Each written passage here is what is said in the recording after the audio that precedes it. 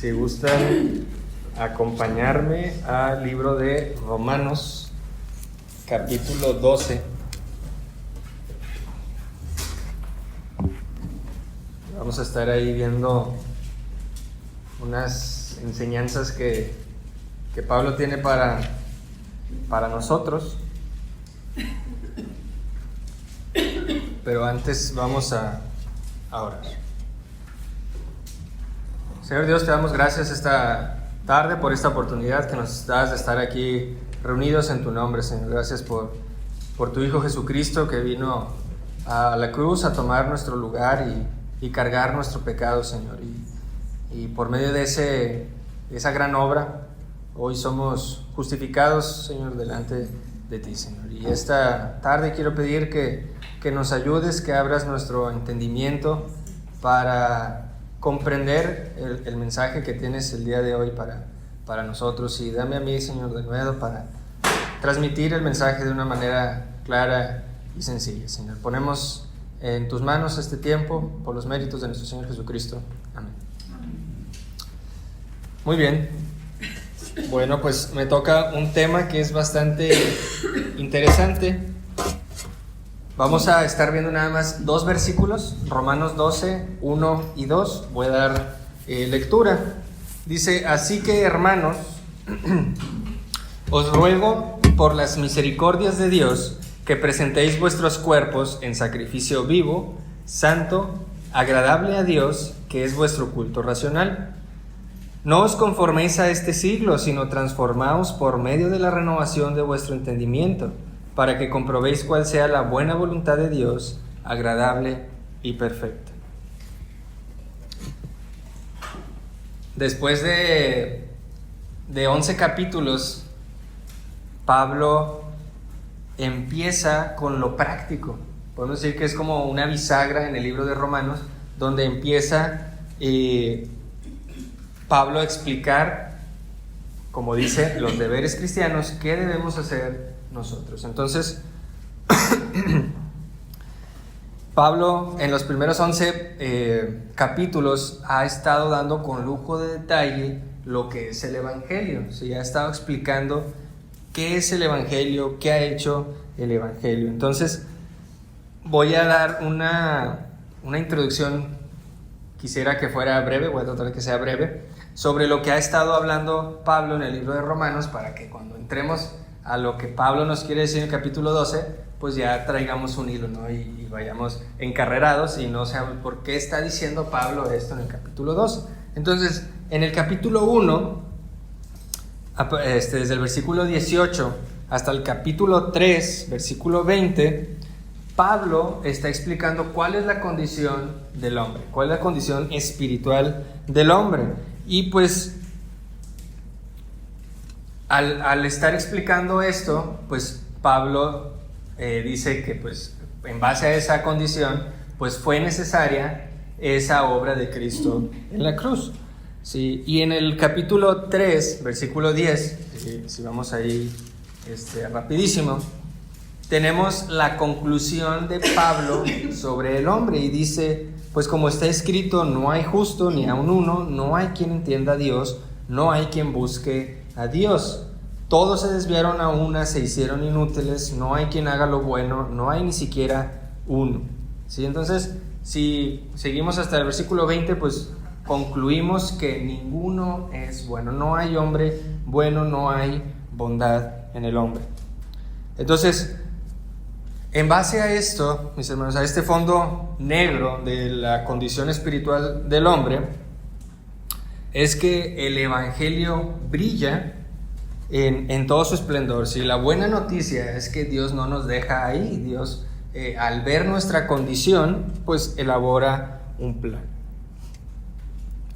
¿Qué es este plan? Pues que el Hijo se encarnó, vivió una vida sin pecado y murió en una cruz tomando nuestro lugar, cargando nuestros pecados, y eso es lo que vemos en la segunda mitad del capítulo 3 hasta el versículo 5. ¿Sí? Cristo unió nuestras vidas con la suya por medio de la fe, y ahora somos justificados ante el tribunal de Dios. ¿Sí? Entonces, una frase que estamos en Cristo, hay que retenerla un poquito porque la vamos a estar usando el día de hoy. Estamos en Cristo ahora. Entonces, el asunto no termina aquí. Es que debido a esa unión con Cristo, y es que hemos sido justificados, pues somos llamados a santificación. ¿Sí? No termina ahí en que somos justificados y ya no. Se nos llama a ser santos, a ser santificados. Entonces somos librados de la esclavitud del pecado y se nos pide que gradualmente seamos transformados conforme al carácter de nuestro Señor Jesucristo. Y eso es lo que vemos del capítulo 6 al capítulo 8. ¿Sí? Ahora, perdón, lo que es extraordinario es que la única razón por la que, podríamos decir, gozamos de esas bendiciones es por la unión que tenemos en Cristo, no es por otra cosa, ¿sí? Es por la pura gracia de Dios que decidió amarnos desde antes de la fundación del mundo. Sí, y no quiero meterme en otros temas ahí de predestinación, pero el plan que hizo Dios pues fue desde antes de la fundación del mundo, desde antes que nosotros naciéramos, pues Dios ya nos había amado. Entonces, eso se explica en el capítulo 9 y 10 de Romanos. Y Pablo, en el capítulo 11, cierra esta magnífica obra que hizo Cristo en la cruz, lo cierra en el versículo 33 de Romanos 11. Y dice: oh profundidad de las riquezas, de la sabiduría y de la ciencia de Dios, cuán insondables son sus juicios e inescrutables sus caminos. Porque ¿quién entendió la mente del Señor? ¿O quién fue su consejero? ¿O quién le dio a él primero para que le fuese recompensado? Porque de él y por él y para él son todas las cosas. A él sea la gloria de por los siglos. Amén. Entonces, Pablo glorifica a Dios por la gran obra que hizo Cristo en la cruz, por el gran plan elaborado que hizo Dios desde el inicio, donde nos justifica, pero esa justicia no se ve dañada por el perdón hacia nosotros. Sigue siendo un Dios justo. Aunque el bueno haya muerto por los pecadores, por el impío, esa justicia de Dios sigue siendo implacable. Entonces, lo que vamos a ver ahora a partir del capítulo 12, aunque no vamos a ver todas las exhortaciones o mandatos que Pablo da a los cristianos, vamos a ver un par de ellas que vienen en estos dos versículos. Entonces, estas aplicaciones que Pablo va a dar a continuación se derivan de lo que Cristo hizo en la cruz, ¿sí? Entonces, hay, como les decía, dos enseñanzas que vamos a poder extraer de estos dos versículos. Y la primera es que la vida cristiana práctica se construye sobre el Evangelio, ¿sí? O si quieren verlo de la manera en que Pablo lo dice, sobre las misericordias de Dios, ¿sí? Si vemos cómo inicia, dice: así que, hermanos, os ruego por las misericordias de Dios que presentéis vuestros cuerpos en sacrificio vivo, santo, agradable a Dios, que es vuestro culto racional. Ahora, el hecho de que di un pequeño resumen de lo que ha dicho Pablo en la carta, pues hace que esta exhortación que nos da Pablo no aparezca así de la nada, no es como que Pablo se lo sacó de la manga, de que presentemos nuestro cuerpo vivo o como sacrificio vivo, santo, agradable a Dios, sino que todas están relacionadas con lo que nos ha estado diciendo Pablo en los primeros 11 capítulos.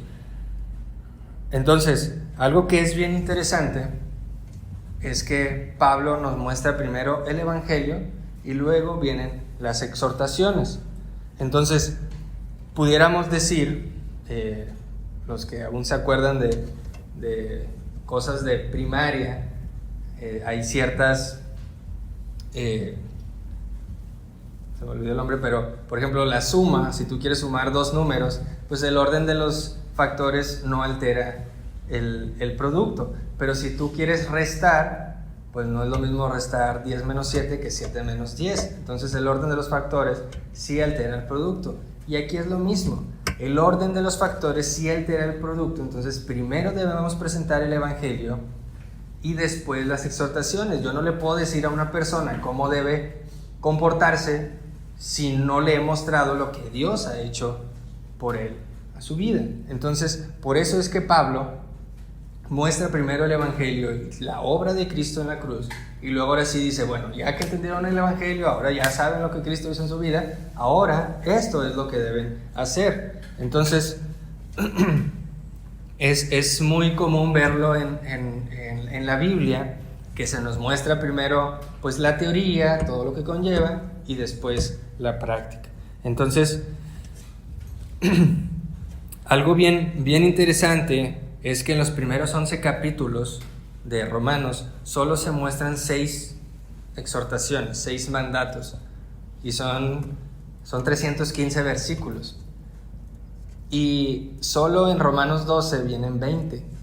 Entonces ahí vemos cómo se aplica esto, que primero es la teoría y luego la práctica. Entonces,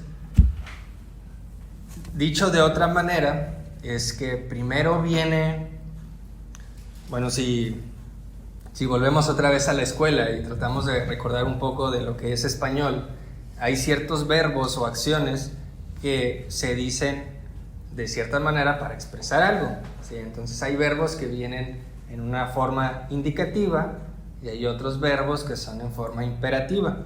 Entonces, yo la verdad que no tengo mucho, que salí de la escuela, no me acordaba cuáles eran esos. Probablemente haya unos que tienen más tiempo que salieron que tampoco se acuerden, pero vamos a ver un pequeño ejemplo de qué es un verbo o una acción en modo indicativo y cuál es una en modo imperativo. Una en modo indicativo es la que muestra que se está haciendo algo. Por ejemplo, Pablo está enseñando el evangelio, se relata qué es lo que está haciendo Pablo, ¿sí? Entonces aquí Pablo, los primeros 11 versículos, ¿qué está haciendo? Enseñando el evangelio. Muy bien. ¿Qué es modo imperativo? Pues el modo imperativo es como una orden, ¿sí? Podemos decir, Pablo, enseña el evangelio. Estamos dando una orden. Ese es el modo imperativo. Entonces, Pablo ya nos enseñó, ya nos relató qué fue lo que hizo Cristo. Ahora nos toca los imperativos, que vamos a ver en el capítulo 12. Ya nos toca eso, las acciones, qué es lo que debemos hacer. Entonces,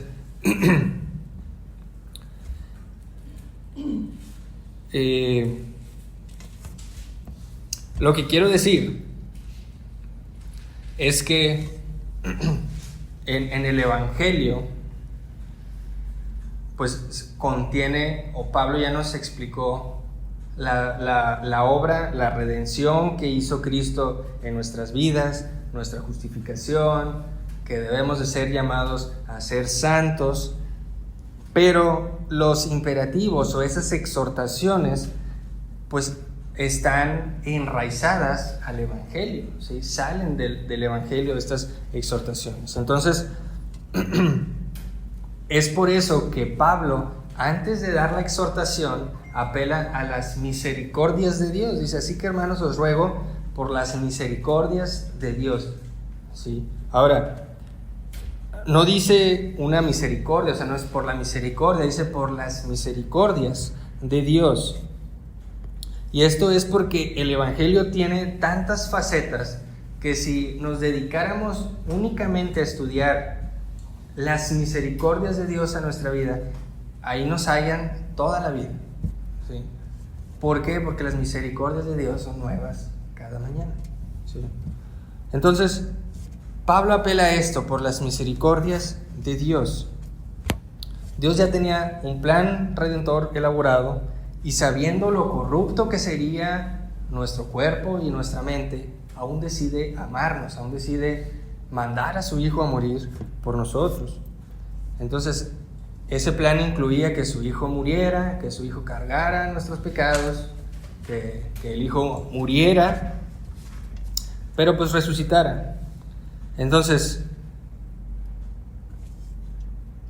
el hecho de que Dios haya hecho esto, pues es nada más y nada menos por su misericordia, ¿sí?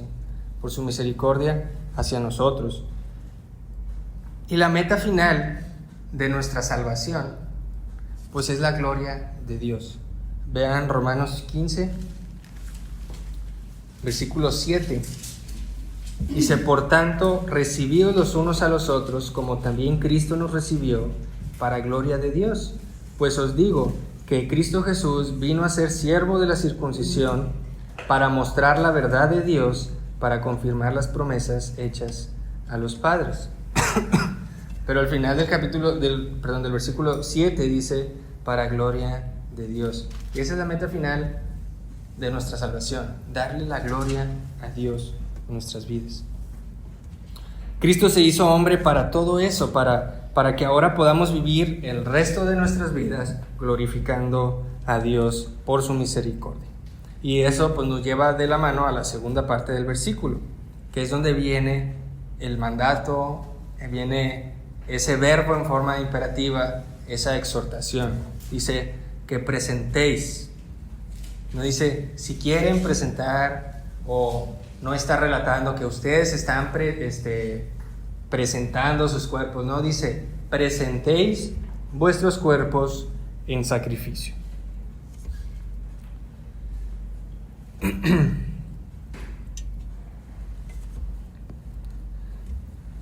Ahora, cuando los judíos y tal vez los gentiles escuchan esta palabra de sacrificio, muy probablemente pensaban en tres cosas: en un templo, en un sacerdote y en un animal. Sí. Estos tres elementos eran fundamentales para la adoración a Dios. Sí. Un judío del Antiguo Testamento, o que creía en el Antiguo Pacto, pues necesitaban de un templo, de un sacerdote y de un animal para adoración a Dios. Pero cuando llegamos al Nuevo Testamento, descubrimos algo que es sorprendente, y es que el hecho de que estos tres elementos nada más apuntan a nuestro Señor Jesucristo.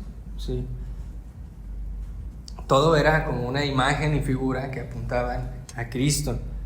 Si vamos a Juan 2, tenemos esta historia donde está el templo, y dice Jesús que derribaran el templo y él en 3 días lo levantaría. Y ese templo llevaba, creo que como 40 años reconstruyéndose, y no lo habían terminado, y los judíos decían: ¿qué está diciendo? ¿Qué está diciendo? Lleva años reconstruyéndose y dice que en 3 días lo levantaría. Pero si vemos Juan 2, versículo 21, dice: mas él hablaba del templo de su cuerpo. Entonces, Jesucristo es el templo final de Dios, ¿sí? Y es por eso que nosotros no necesitamos de ir a cierto lugar para adorar a Dios, porque, como les decía, nosotros estamos en Cristo. Y si Cristo es el templo, pues nosotros estamos en el templo todo el tiempo, y es necesario ir a un lugar para adorar. Entonces, Cristo es el templo, pero al mismo tiempo Cristo es el sacerdote y es el sacrificio. Cristo es el sacerdote que en el altar de la cruz se sacrifica a sí mismo, ¿sí? Es el Cordero que quita el pecado del mundo. Y esto es lo que vemos a lo largo y ancho de la carta de Hebreos, ¿sí? El autor de Hebreos explica esto porque precisamente como le escribe a los hebreos traen toda esa raíz judía y del antiguo pacto, y Pablo ya les explica, ya no es necesario ir al templo y que haya un sacerdote y que sacrifique, porque Cristo es el templo, Cristo es el sacerdote que se sacrifica a sí mismo. Y como nosotros estamos en Cristo, ahora nosotros somos una nación de sacerdotes y somos el sacrificio. Entonces, Cristo es el templo, el sacerdote y el sacrificio, y nosotros estamos en Él. Así que por causa de esa unión con Cristo, nosotros somos el templo, los sacerdotes y el sacrificio. Vayan a 2 de Pedro. Usa un lenguaje muy similar a lo que está diciendo aquí Pablo en Romanos. 2 de Pedro 2, versículo 4 y 5. Perdón, es 1 de Pedro. 1 de Pedro 2. Dice, acercándoos a él, piedra viva, desechada ciertamente por los hombres, mas para Dios escogida y preciosa. Vosotros también, como piedras vivas, sed edificados como casa espiritual y sacerdocio santo, para ofrecer sacrificios espirituales aceptables a Dios por medio de Jesucristo. Está hablando de la piedra viva que fue desechada por los hombres, más para Dios escogida y preciosa. Es el templo. Y dice, vosotros también como piedras vivas, estamos en Cristo, somos el templo. Dice, sed edificados como casa espiritual. Y luego dice, sacerdocio santo. Ahora somos sacerdotes.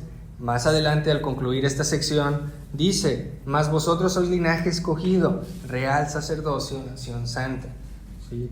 Y dice, para ofrecer sacrificios espirituales aceptables a Dios. Entonces, aquí Pedro da esta misma idea que Pablo nos está dando, y dudo que se hayan puesto de acuerdo. A ver, ¿qué escribiste tú ahí? Déjame lo pongo yo también, pásame la tarea, nomás que no se parezca. Pues no, es simplemente nuestra manera de vivir ahora.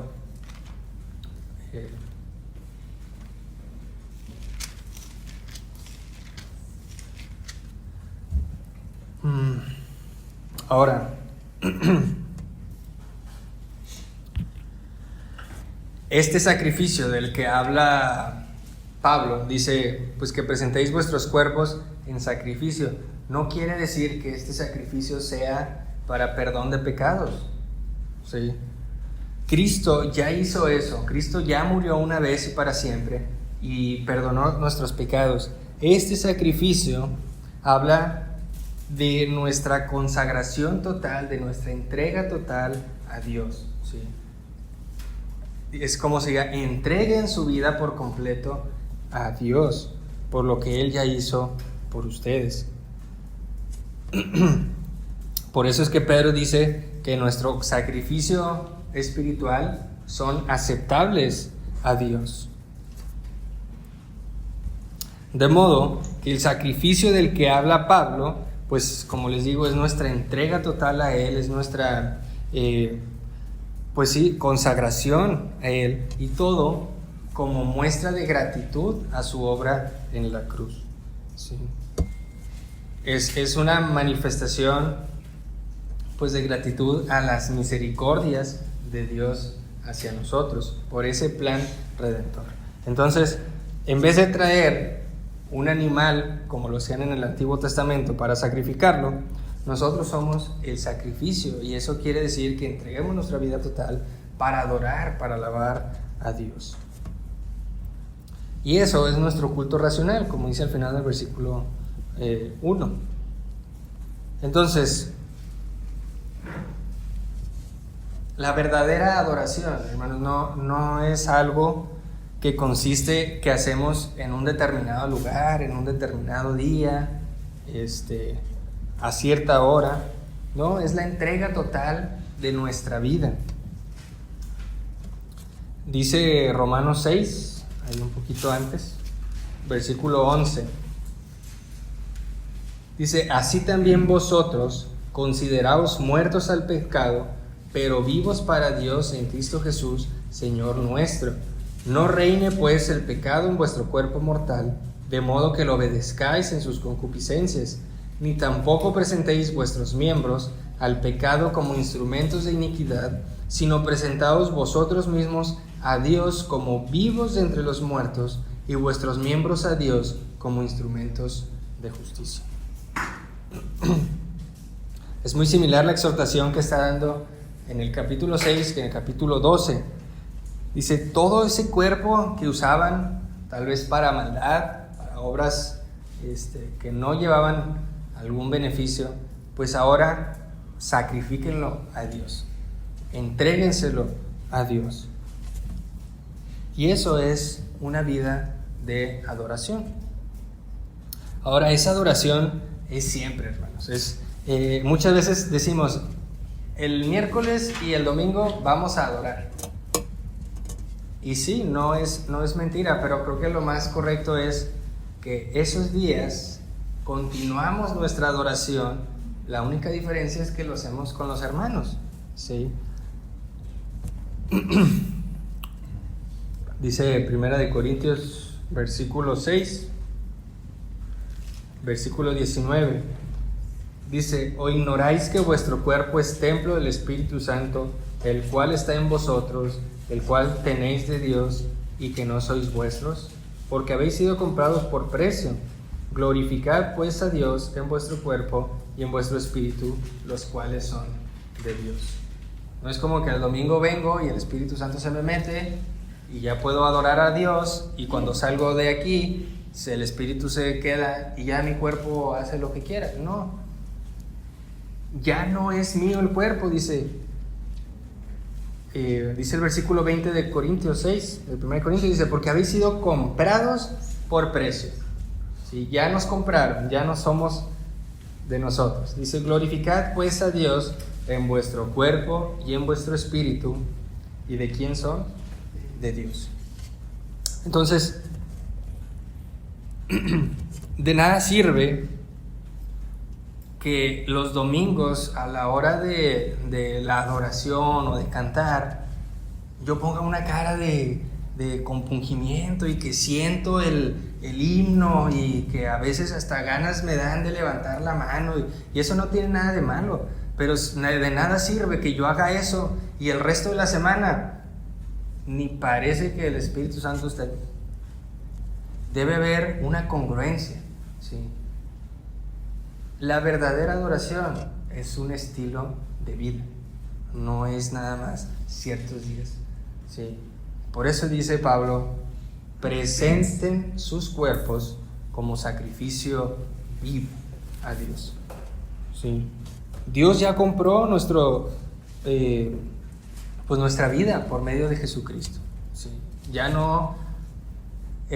el pecado no gobierna en nosotros. Hay un remanente, pero el Espíritu Santo está en nosotros, y por eso es que yo debo adorar a Dios siempre, no nomás ciertos días. Siempre debo llevar un estilo de vida que adore y que alabe a Dios. Y luego nos dice, así que hermanos, os ruego por las misericordias de Dios que presentéis vuestros cuerpos en sacrificio vivo, santo. ¿Sí? Es decir, que ese cuerpo que antes usábamos para nuestros deleites, para concupiscencias, para lo que dice la Biblia, para todo lo malo, ahora entréguenlo por completo a Dios y guárdense para Él. Esto es un sacrificio vivo, santo, y es agradable a Dios, dice ahí Pablo. En el momento de nuestra conversión, hagan cuenta que nuestra meta ha sido reorientada 180 grados, ¿sí? A lo mejor cuando estábamos en pecado y no éramos creyentes, pues teníamos ciertas metas, pero ahora es otra. Sí, al momento de nuestra conversión, esas metas cambian. Y como les decía, nuestra salvación, su finalidad es la gloria de Dios. Y al final, dice Pablo, del versículo 1, que dice, Ese es nuestro culto racional. La palabra culto, pues se oye así como si fuera una secta, ¿no? Tienen un culto ahí. Lo que Pablo usa en el griego es la palabra latría. Normalmente la usamos en idolatría, que quiere decir la adoración a un ídolo, y la palabra latría pues es adoración, y el único que merece esa latría, esa adoración, es Dios, ¿sí? Y luego dice culto racional, dice la palabra racional, que Pablo utiliza la palabra logos, que viene de lógico. Entonces es como que esa es la adoración lógica, es nuestro culto racional. Entonces esa entrega total de nuestro ser es la única respuesta razonable a las misericordias de Dios. Sí, es lo único razonable que tanto ustedes como yo podemos hacer por la obra de Cristo, por las misericordias de Dios. Y eso nos lleva a otro punto, como ya les había mencionado, nada más para recordar y no se me pierdan. Habíamos dicho que íbamos a ver 2 puntos. El primero es que la vida cristiana práctica se construye sobre el Evangelio. El segundo punto se resume en 2 deberes fundamentales. El primero es que hay que entregar nuestra vida en sacrificio vivo y santo, pero no vamos a poder lograrlo si no hacemos lo que viene en el versículo 2, ¿sí? ¿Y qué es? Hay que ser transformados. Hay que dejarnos transformar por la renovación de nuestra mente. Dice el versículo 2, dice: no os conforméis a este siglo, sino transformaos por medio de la renovación de vuestro entendimiento, para que comprobéis cuál sea la buena voluntad de Dios, agradable y perfecta. Aquí tenemos 2 mandamientos, uno negativo y uno positivo. El primero es: no os conforméis. Sí, aquí viene el imperativo negativo. ¿Qué quiere decir esto? Es que no se adapten a este mundo. Aquí dice a este siglo. Imagínense que fuera literal, apenas va empezando el siglo XXI, nos falta. Pero se refiere al mundo, ¿sí? Y no al mundo, al planeta Tierra, sino a lo que el sistema que rodea a la sociedad, ¿sí? Al sistema que gobierna esta sociedad, es lo que se refiere Pablo, y dice no os conforméis, no se adapten, no dejen que este sistema mundano los comprima de tal manera que ustedes empiecen a adoptar esas costumbres y empiecen a ver como que eso es bueno, lo podemos aceptar, y poco a poco se va introduciendo a nuestra vida. Entonces dice Pablo: no os conforméis. Y este sistema es demasiado sutil en la manera en que opera. Hay una historia de una señora, una hermana ya grande, en una iglesia, que alguien más dijo: oiga, hermano, es que usted siempre ve lo bueno de las personas, que es capaz de que hasta el diablo algo bueno le ve. Y dice: pues sí, su perseverancia. La perseverancia del diablo en querer meterse en nuestras vidas, de estar ahí, pues perseverando en que el evangelio no prospere, pues es algo que nos ataca continuamente. Entonces Pablo dice: rebélense de todo eso, no permitan que el mundo, las costumbres, todo eso que rige al mundo, que es el diablo, pues no se conformen, no se adapten a eso, rebélense. Y eso es a lo que nos exhorta Pablo en esta primera parte: no os conforméis a este siglo. Dice: sino transformaos por medio de la renovación de vuestro entendimiento.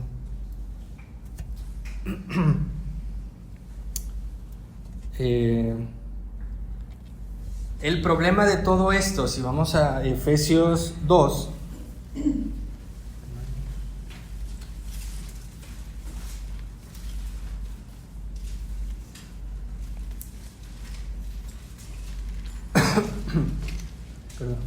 el problema de todo esto es que como seres humanos ya venimos con este software instalado de pecado, de maldad, de mentira. Dice Pablo en Efesios 2:1, y Él os dio vida a vosotros cuando estabais muertos en vuestros delitos y pecados, en los cuales anduvisteis en otro tiempo, siguiendo la corriente de este mundo. Otra vez menciona al mundo, conforme al príncipe de la potestad del aire, el espíritu que ahora opera en los hijos de desobediencia, entre los cuales también todos nosotros, ahí Pablo se incluye, no está diciendo nomás ustedes, yo no, Pablo se incluye, porque todos nacemos con esa condición pecaminosa. Dice, todos nosotros vivimos en otro tiempo en los deseos de nuestra carne, haciendo la voluntad de la carne y de los pensamientos, y éramos por naturaleza hijos de ira, lo mismo que los demás.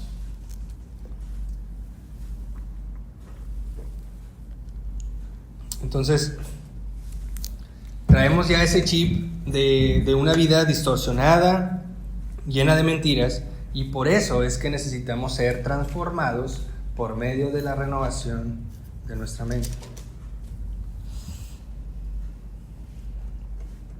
Y esa es la parte positiva de la exhortación que menciona Pablo aquí, ¿sí? Sino transformaos por medio de la renovación de vuestro entendimiento. Eso es algo bueno. Y aquí hay otra cosa gramatical interesante. Dice Pablo, sino transformaos. Este verbo viene de una manera imperativa, o sea, es una orden, pero es pasiva. Es algo en lo que nosotros no tenemos acción. Y podemos decir, ¿y eso cómo se interpreta? O sea, ¿por qué nos dice que nos transformemos y a la vez no hacemos nada? Bueno, esto es como si Pablo dijera, déjense transformar. Sí, la palabra que usa Pablo aquí en el griego de transformados es se me perdió, es morfeo, y de ahí viene metamorfosis, y la vemos en las orugas que son una oruga y luego se transforman en una mariposa. Pues sufrió una metamorfosis de una forma pasan a otra, y eso es lo que dice Pablo. Van a sufrir una metamorfosis, ¿sí? Antes eran un cuerpo malo y ahora son un cuerpo transformado, son santos. Entonces, la verdadera santidad no consiste simplemente en tratar de cambiar algunas cosas, ¿sí? Bueno, pues antes hacía esto, ya no. No es nada más eso, la santidad. La santidad es que nosotros necesitamos permitir que la luz del Evangelio penetre e ilumine nuestra mente, ¿sí? Que nos renueve por completo. Porque si nosotros intentamos hacer eso, no lo vamos a lograr. Por eso necesitamos del Espíritu Santo, de la luz del Evangelio, que nos transforme, que nos instale un nuevo software. El que traíamos de fábrica es dañino, necesitamos uno nuevo. Necesitamos transformar la manera en que vemos la vida, necesitamos un nuevo sistema de valores. Y ese proceso, se inicia en nuestra conversión. Lo dice Pablo, se lo dice a Tito, que fuimos renovados por el Espíritu Santo, y esa es la misma palabra que usa aquí en renovación de vuestro entendimiento, ¿sí? Por el Espíritu Santo somos renovados. Pero eso es algo que continúa a lo largo de nuestra vida cristiana. No es como que al instante ya somos renovados y ya no hay nada que hacer. No, este camino es largo y es continuo. Entonces, como no estamos hablando de recibir nueva información, no es simplemente que, pues, la información que ya tenía, que no es buena y mala, la estoy recibiendo nueva y ya en base a eso sigo mi vida. No es eso. Estamos hablando de dejar que el Evangelio transforme por completo mi manera de ver la vida. Eso que antes traía de fábrica ya no es bueno y tengo que quitarlo, pero con ayuda del Espíritu Santo.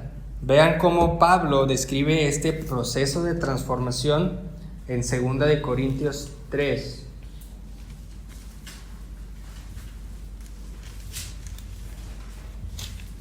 Segunda de Corintios 3, versículo 18.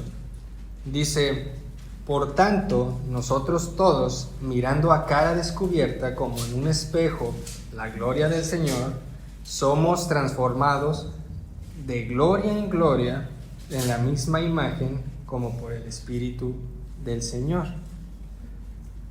Somos transformados, es la misma palabra que utiliza en el capítulo 12 de Metamorfosis, ¿sí?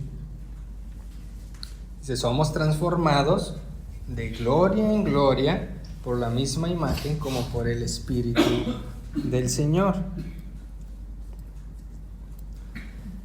Entonces, es bien sabido que el hombre a lo que adora o a lo que tiene como ídolo es en lo que se convierte. Dice el Salmo 115, versículo 8.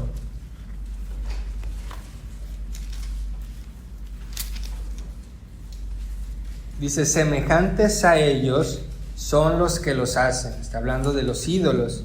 Y cualquiera que confía en ellos. Al final, las personas hacen a los ídolos, ¿sí? Cuando tallan una figura o algo, pues los hacen a como ellos quieren.